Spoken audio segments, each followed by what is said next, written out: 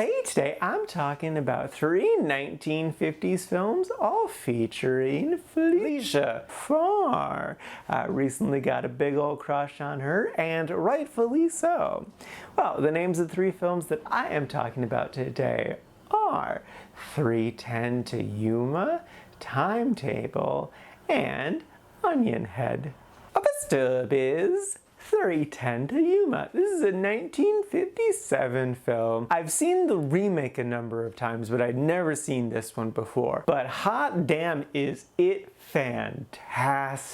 The basic premise is, in the middle of nowhere, Arizona, this group of rapscallions hold up a wagon, steal a bunch of gold. This local rancher doesn't try to stop it or anything. Rightfully so, because it's like a dozen armed men. But then when he goes back home to his wife is like, why didn't you do anything? Like, your kids were right there. You had an opportunity to do something and you just stood by and watched. And he's like, I would have died. But then he gets a second opportunity to help, and then it builds from there. And it's so good. There's a lot to praise about this film. I'm gonna start off by talking about the villain of the film, Ben Wade, played by Glenn Ford. What's so amazing about this character is that he's very clearly the bad guy. He steals gold, he kills someone pretty early on, but in a way that was sort of understandable. Like, he describes it as self-defense later. It wasn't, but like, it wasn't not that. But then also, like, he's so charming and charismatic and manipulative. So like, he definitely loves women. Like, kind of the reason why stuff happens is because he gets distracted by Felicia, which, I mean, like, fair. She is so gorgeous in this. But like, he's also caring and helpful. To go back to the first robbery, he takes the hero's horse because he's like, I can't have you go and run off to the sheriff. But then he's like, we're gonna release these close to town, so that's where you should look for them. And there's just other little moments like that. Like, they are trying to be helpful, but it's also like a bit of manipulation. Like, sometimes it is to getting people's good graces to then like have them do stuff for him. But other times it's also chess piece, move people around. But also at its core, the guy has a heart. Like, he's not completely ruthless. Like, yeah, he'll kill someone, but there needs to be a reason for it. That can't just be for nothing. I love too, he just has this shit-eating grin on his face for like the entirety of the film. You want to punch him just for the way he's looking at you,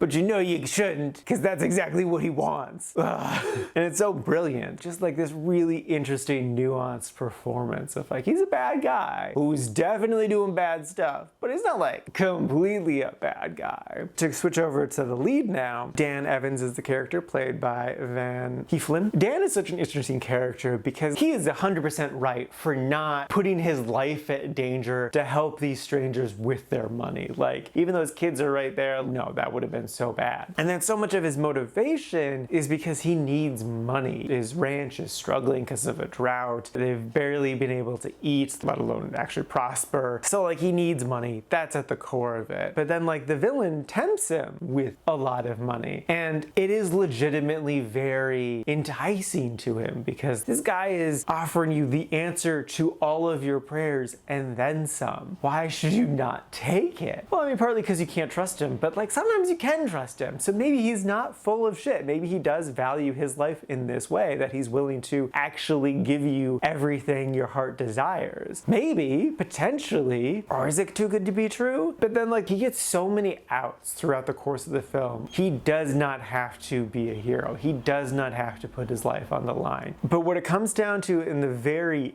end, it's about how we all just want to be able to live our lives. We all want to be at peace. We all want to like be safe and be comfortable. And so what he's doing is fighting for that peace that we all so long for. So even though he could just walk away, he can't, because that peace is worth dying for, as so many others already had. And like, yeah, no, I get that. I 100% understand that rationale. Would I do it? No, I don't like putting myself in danger, but that's what makes this such a great hero moment. So yeah, no, it's a brilliantly done film, top to bottom, fantastic, great cast, great cinematography, great story. Love the story. It's just a perfect little film that I crazy loved and without a doubt recommend. So yes, definitely give this one a watch.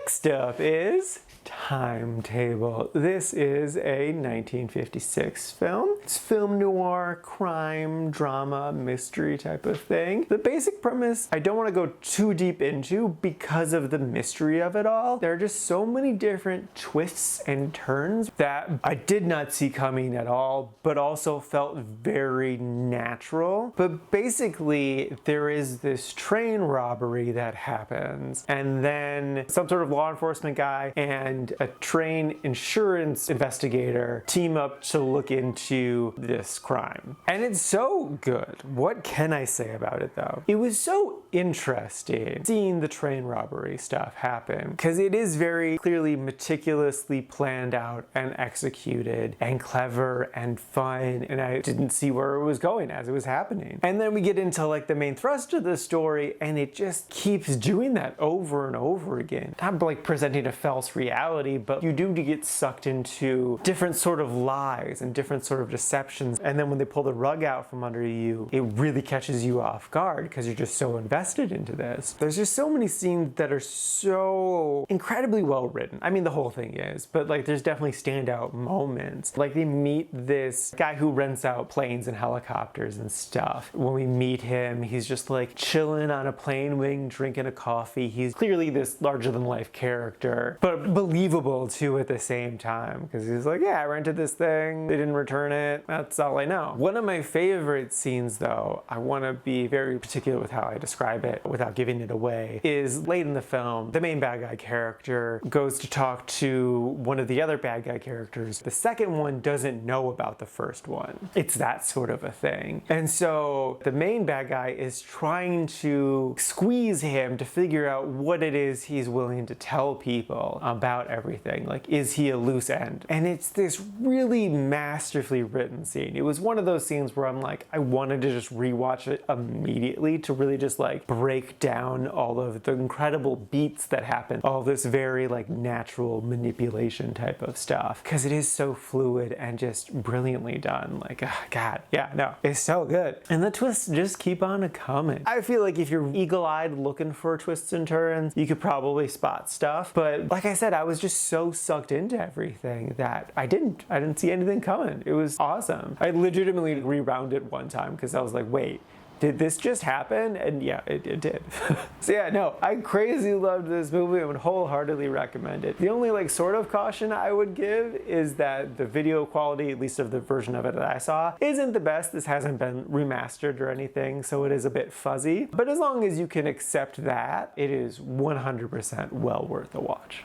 And lastly is Onionhead. This is a 1958 film starring Andy Griffith, pre The Andy Griffith Show. And the basic premise is Andy decides on a whim to join the National Guard, and then he just wants to like sleep around and stuff. It's supposed to be a comedy. None of the jokes landed. And then on top of that, it just felt so unfocused. Like there really wasn't any sort of central drive. Like there is a romantic stuff with Felicia, which was kind of interesting, but wasn't the engine this movie needed. And then there's everything on the ship, and he's supposed to be this cook, but he has never been a cook, and the other cook, played by Walter Matthau, who has apparently always looked old, and Walter hates him because he's an actual cook. They just throw in this guy in, but like they kind of resolve that stuff pretty quickly and unceremoniously. And then like the end, I just didn't give a shit about. There's this stuff with like someone stealing money, and then on top of that, like Andy plays this asshole. And like, yes, obviously there is without a doubt going to be a bias. I love the Andy Griffith Show. He is this very wholesome guy in that show, and he is kind of the antithesis of this here. Like it opens on him just hardcore macking on this woman, which is jarring. But like, he's an asshole without really any redeemable qualities. Like he's not charming, he's not funny, he's not interesting. He is Andy Griffith, so like he does still have my attention because of the good faith of his big hit, but like what he's doing here, I just don't care about. I do think there are things within the story that are interesting and worthwhile to tell a story about, but the way they're presented here, I don't care. So yeah, no, I didn't hate this movie, but I didn't like it either. It's a solid meh. Would I recommend it? If you're really curious about it, sure, just go in with low lower expectations. It was a notorious flop. This really changed up Andy's whole career for the better because he gave us the Andy Griffith Show. But like, it flopped for solid reasons. So yeah, no, didn't really care for this movie, and I would only recommend it incredibly cautiously. So yeah, do with it as you will.